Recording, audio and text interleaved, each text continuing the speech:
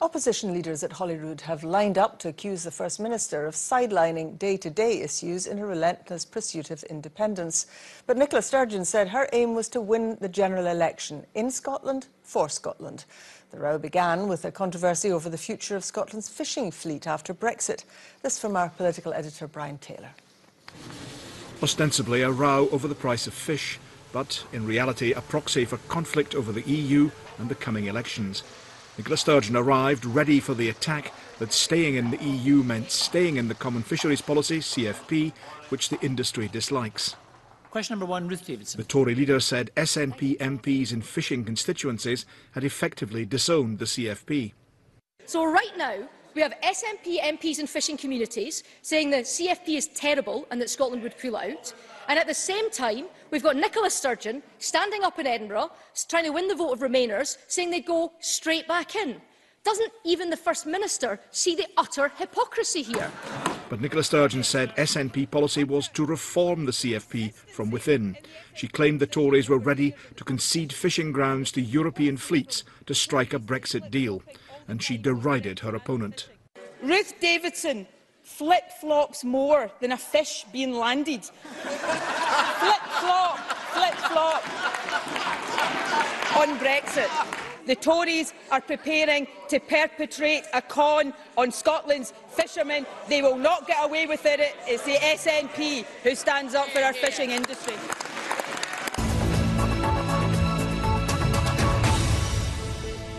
Hello, good evening to you. The Conservatives are claiming fishermen can see right through the SNP, saying that the party is hypocritical over its stance on the EU's common fisheries policy. The SNP say it can be reformed and claim the Conservatives sold out the industry generations ago. Meanwhile, Labour and the Liberal Democrats are also dealing with the realities of Brexit, setting out their positions after a deal is done. Here's our political correspondent, Andrew Kerr. Politicians are hoping to land your vote in this general election.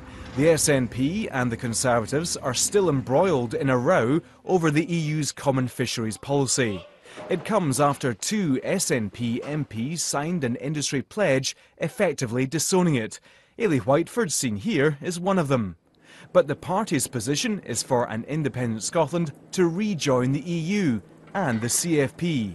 The Conservatives claim fishermen can see right through the SNP. Well, they are contradicting themselves because they want to be within the European Union, taking us to the brink of an independence referendum to ensure that we are within the European Union, where common fisheries policy is part of the acquis, part of the membership, but turning around to our fishing communities and saying that no, we won't be in the CFP, or we can have a reformed CFP. Industry leaders say the policy can't be changed, but the SNP say it can be scrapped or substantially reformed.